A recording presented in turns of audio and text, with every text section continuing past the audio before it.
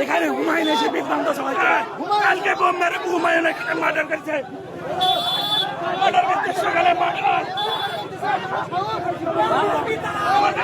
ঠান্ডা এলাকা বোম মারে এত উত্তেজনা কেন এখানে